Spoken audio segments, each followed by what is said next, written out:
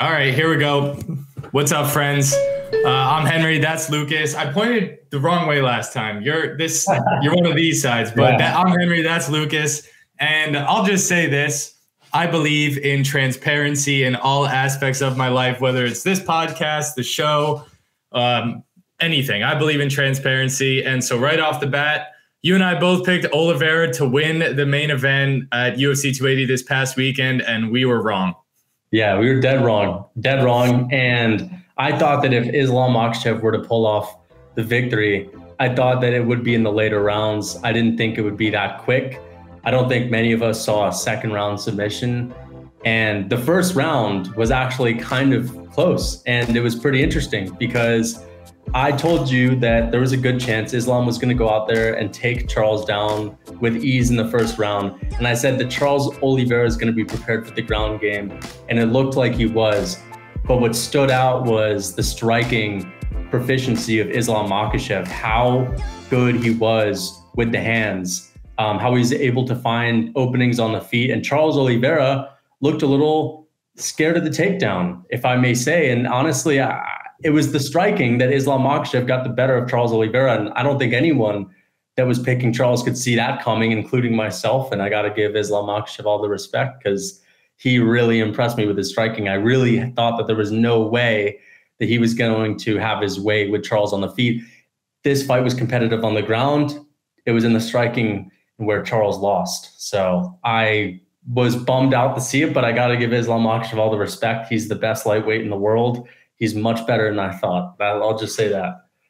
Yeah. And the two things we spoke about last week, like the two big questions. One, how is Islam on the feet? Because we hadn't really seen him tested yet on the feet. And two, how quickly will the fight go to the ground, if at all? Yeah. You know, we kind of knew it was going to end up there eventually.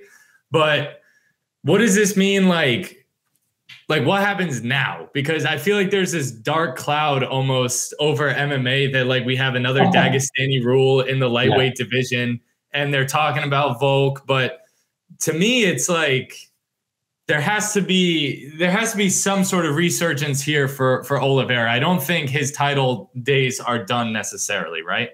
No, I don't think so either. And, you know, right when this fight ended, I thought, man, Oliveira is never going to beat a guy like Islam Makhachev. But, you know, thinking about it now, these guys could potentially fight a few more times. And although I would favor Islam next time, I still wouldn't count Charles Oliveira out. He's just so dangerous. He has so many ways to win a fight.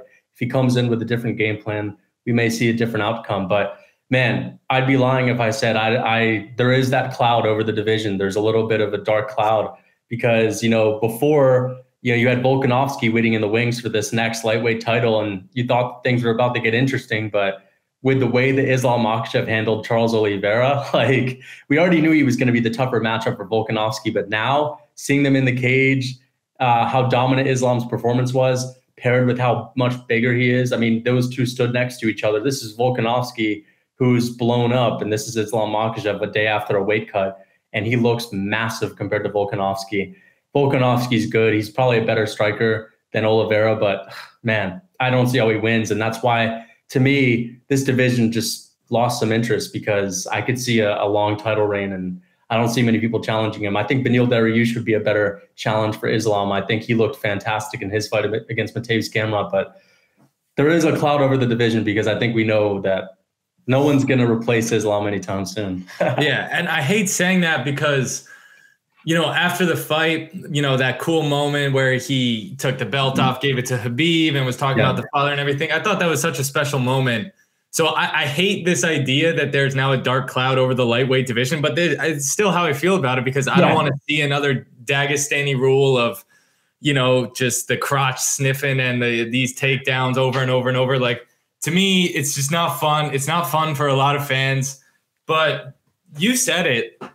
Dariush may have been the forgotten, unsung hero of the lightweight division. And he came out with a major, like, y'all must have forgot type moment. In my opinion, he's now next in line, or at least the guy who poses now the biggest fight to Islam. Am I crazy for thinking that? No, absolutely not. I mean, Beneil Dariush beat a guy in Mateusz Gamrot who many people thought was going to be fighting for a title relatively soon. And a lot of people were saying that Mateusz Gamrot was the guy who was leading the pack of the new guard, and he was going to be one of these guys that could challenge Islam Makhachev or really give Charles Oliveira a run for his money. And Beneil Dariush was counted out. I mean, a lot of people didn't really give him his due, and he went out and proved a lot of people wrong. He lost the first round, but really schooled Mateusz Gamrot in the second and third, dropped him. I knew that he has some crazy power, and he is a little wild on the feet, but he looked a lot more technical this time. And man, his takedown defense, his grappling is pretty damn strong. I mean, good luck taking him down. So that's the fight that I would like to see more than Volkanovski, because I mean, as much as I'm a fan of Alexander Volkanovski, as much as I'd like him to win that fight, I don't see him winning. I just think there's too much of a size disadvantage. And if Islam Makhachev takes him down, it's probably the end of the fight, because Alexander Volkanovski hasn't fought anyone that's really went out there trying to take him down for 5 rounds, and certainly hasn't fought anyone the size of Islam Makhachev. I'd much rather see Beneil Dariush in a title shot, but it is what it is. A lot of people were saying he should fight Charles.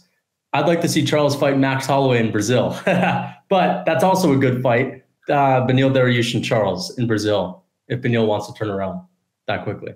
That's the thing. So if I could play matchmaker for a second, to me, I'm actually with you on this one. I don't think Volkanovski Islam drives the needle as much as other fights you could probably make. If it were up to me, I would run it back, Charles and Islam, but I understand that's probably not going to happen. So I think the reality is you're going to have Islam, Volk, Oliveira, Dariush, and then you go from there. If the winners duke it out after that, is that a reasonable path from here? Oh, I think so. I think Volkanovski should definitely get the title shot. I mean, who has earned that title shot more than him? I mean, he's defended his belt 4 times, and he's a dominant champion. He's looked rather unbeatable as of late. And if he wants to move up, they should allow him to move up. I think that fight's going to happen relatively soon in Australia. I think that'll be February. So, Beneil Dariush doesn't have to wait that long anyway. And if he wants to fight Charles, I think I don't know. If I'm Beneil Dariush, he has the same manager as Islam Makhachev, Ali Abdelaziz. If I'm Beneil Dariush, I'm talking to my manager about, trying to save my spot next in line. Mm-hmm. And I wouldn't fight Charles. If I'm him, I wouldn't fight Charles. I'd say, listen, I've earned it. I don't think Charles Oliveira is going to get another title shot with just 1 win. I think he might have to get 2. And that's just based on how dominant the fight was, which is why I say, I know Charles is going to fight in Brazil. There's no getting in the way of him fighting in Brazil. He wants to make a quick turnaround. He wants to redeem himself. I'd love to see him fight Beneil Dariush, but if that doesn't happen, I think the Max Holloway fight is perfect. Now, if Max doesn't want that fight, who else is going to step in? Maybe a Fiziev. Has he earned a Charles Oliveira fight? I mean, that's a tough fight for Charles. Rafael Fiziev. How about this? Is it fair to say that Dariush Oliveira is just an incredibly bad option for both guys? Man, I think it's a tough fight for Charles, because after watching what we just saw with Islam Makhachev, and I know Charles Oliveira is really good, but man, when he's up against a guy who has really good grappling, who has strong takedowns, he seems to be a little gun shy on the feet, and he seems to second guess himself on the feet, and he leaves himself open. So if he goes out there and has a similar game plan with Beneil Dariush, Beneil could do exactly what Islam did: knock him down, jump on him, and submit him.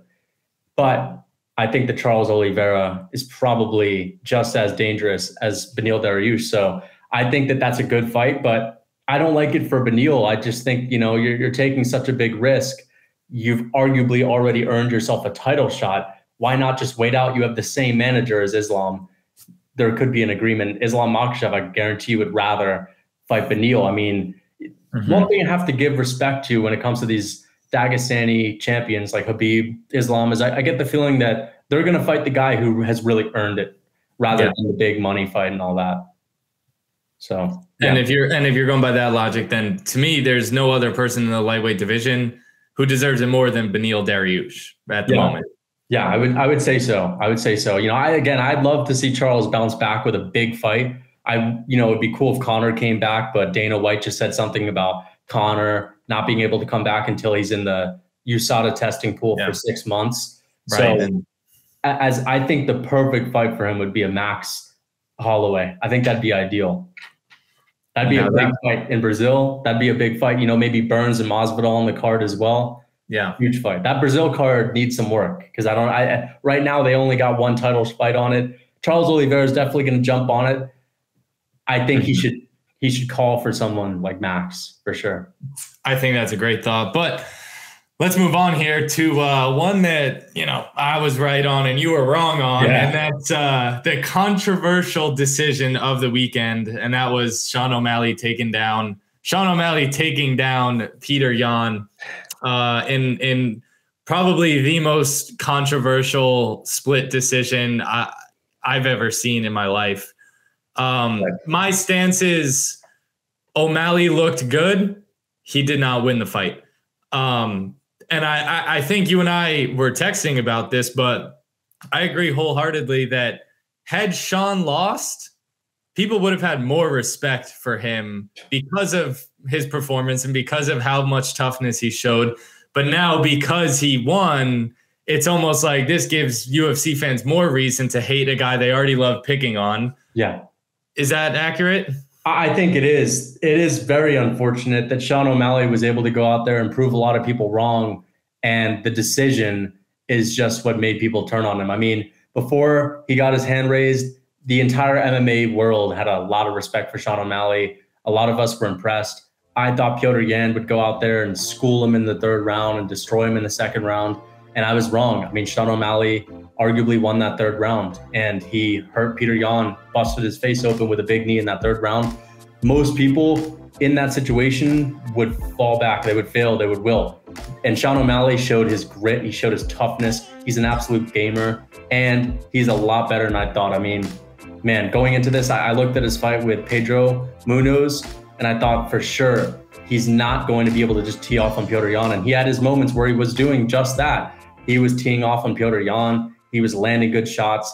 He was the busier guy in the stand-up. But ultimately, the judges got this one wrong. I mean, Petr Yan edged it out. I think he won the first round. He definitely won the second round. And the third one is up for grabs. It's up for debate. But the judges screwed over Yan. And again, instead of people singing O'Malley's praise, instead they're just rubbing salt in his wounds. And no one's giving him respect. No one's giving him the credit he deserves. Well, there are some. I mean, listen, I think it's not O'Malley's fault that he got his hand raised when he wasn't supposed to. I give him the respect, but you have so many fickle MMA fans that are obnoxious, that are going to tear him down and hate on him.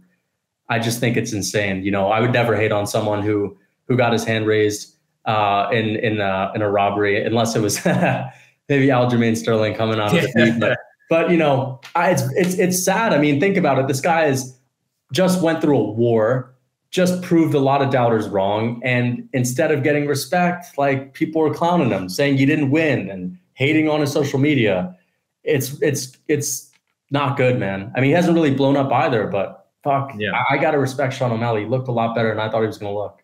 Yeah, it was one of those fights for me. I don't know about you. Like I said, full transparency, but I bet on Sean O'Malley to win this fight.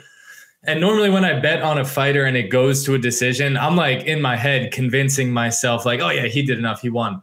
I was at the point where this one, I was just like, shit, O'Malley probably lost all three of those rounds. That was my take going into the when we were waiting for the decision. I thought for sure he lost all three rounds. I was absolutely shocked by that result. But I will say this, I've never seen Petr Yan panic wrestle, and I've never seen anyone have that much success on the feet against him. Yeah, I think he proved that he's probably the best striker in the division. I mean, sure, if that goes 5 rounds, I think Petr Yan may have just finished him, but it wasn't. It was a 3-rounder, and from what we saw, Sean O'Malley was the better striker. Petr Yan, in my opinion, edged it out, or should have edged it out, with his takedowns, with his wrestling. You know, in the first round, he picked O'Malley up and slammed him. I mean, that's got to count for some damage.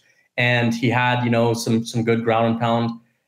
You know, it was such a close fight. It was a close fight, but it should have went Petr Yan's way. And I haven't seen the MMA community agree on a decision like this in a long time. And most people are saying that he lost. And I think it's pretty clear. But Sean O'Malley is one of the best fighters at bantamweight. He is probably the best striker at bantamweight. And He just proved that he can hang with the best in the world. He proved that he's way tougher than most people thought. And I would love to see Sean O'Malley's next fight. And I, right now, am convinced that he could become a champion. Before this fight, I always said to myself, I don't think he has what it takes. I don't think he's as dedicated. I don't think he's tough enough. After seeing his fight with Petr Yan and how close it was, he could become a champion. I mean, his striking is so good. And he just outstruck one of the best strikers in the world. I mean, if he gets in there with some of these other guys, he's going to school them. I think he beats a Chito Vera. I think he beats a Corey Sandhagen. I think his toughest fight is Aljamain Sterling, which is why I was going to get to this. But I think Sean O'Malley should fight Marlon Vera. I think that is a bigger fight than his fight with Aljo. I just think it is based on their history, based on the whole undefeated nonsense. I mean, I'd love to see that, and I'd love to see Aljamain Sterling take some time off and maybe fight Henry Cejudo if he comes back, but I doubt Henry is going to come back. So, yeah.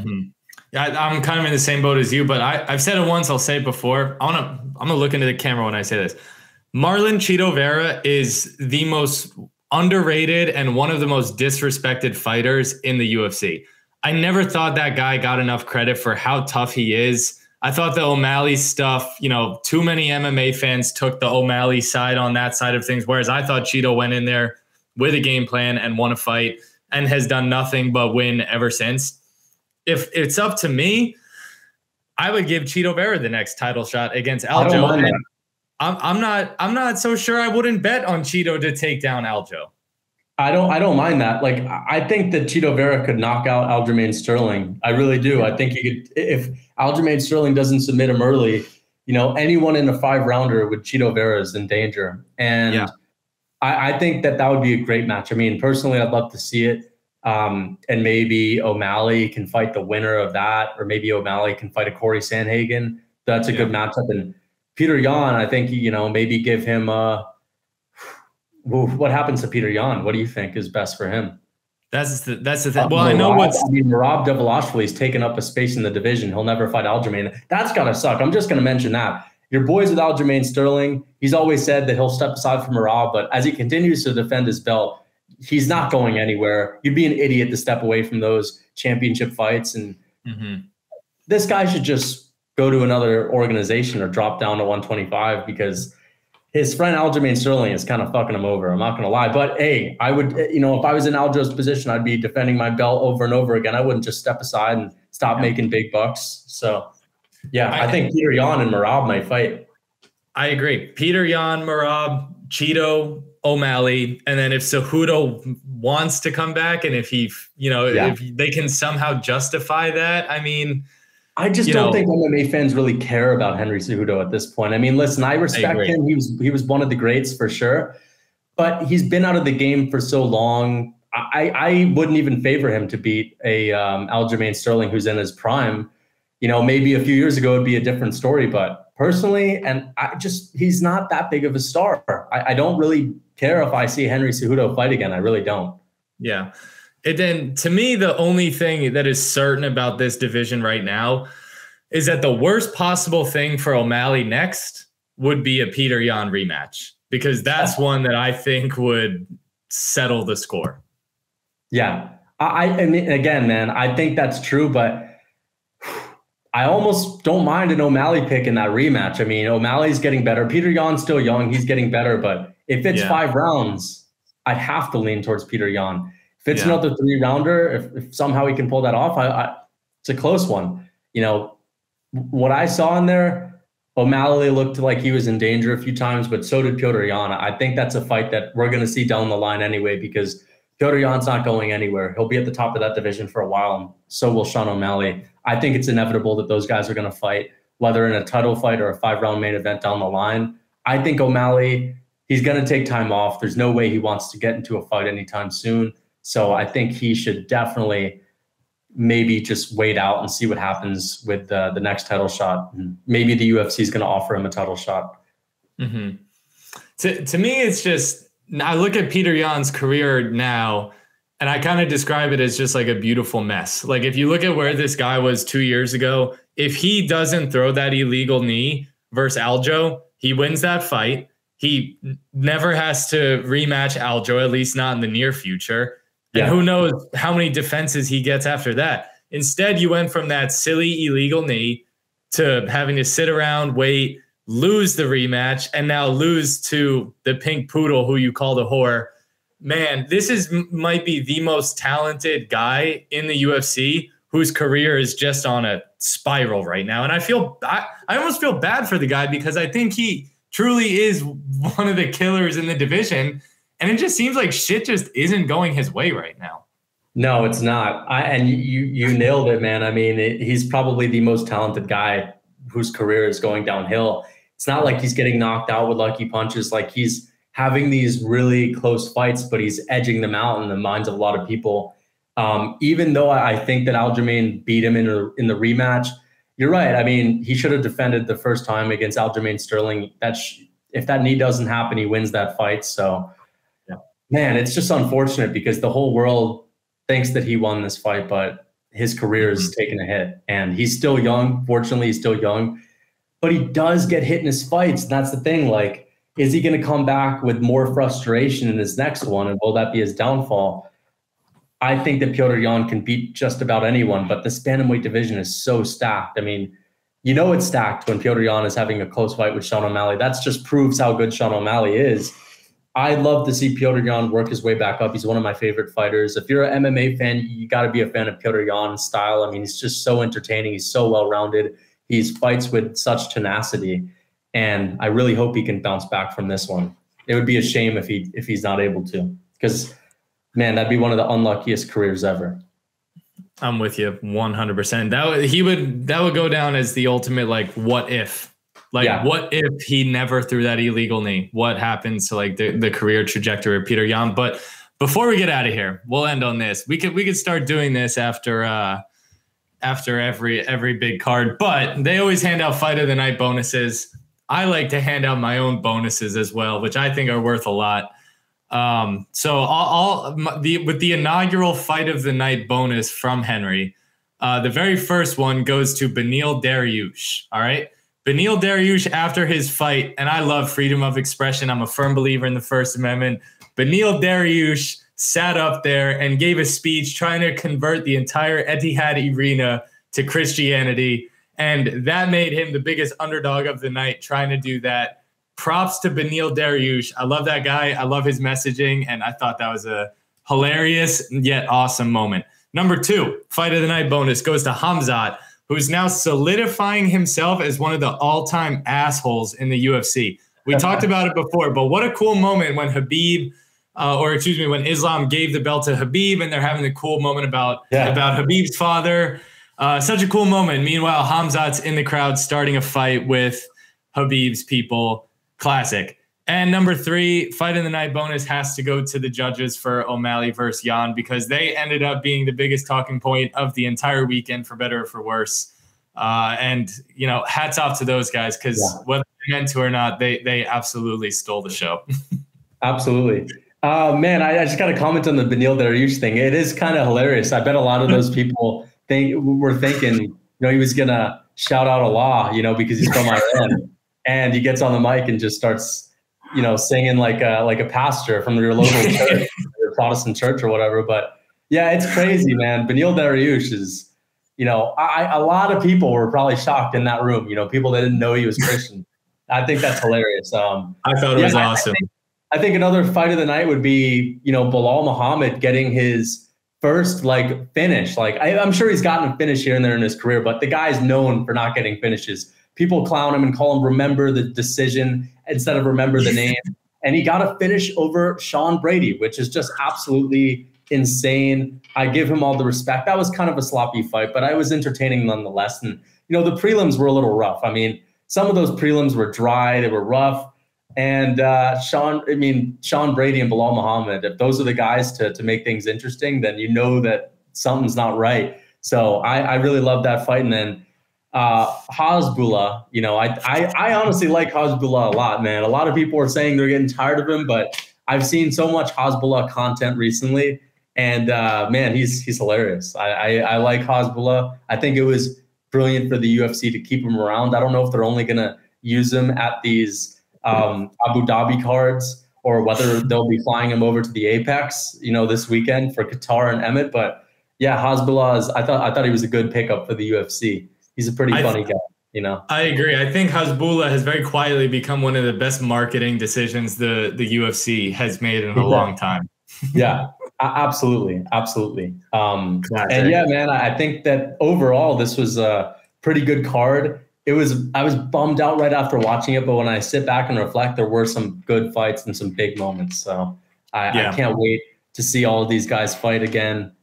Cater and Allen are fighting again this weekend. That'll be a great fight. So good things to come. Exactly. I think the one thing we all want, though, no more UFC fights in the daytime. I couldn't get intimate. I couldn't get in my zone when it was too bright out.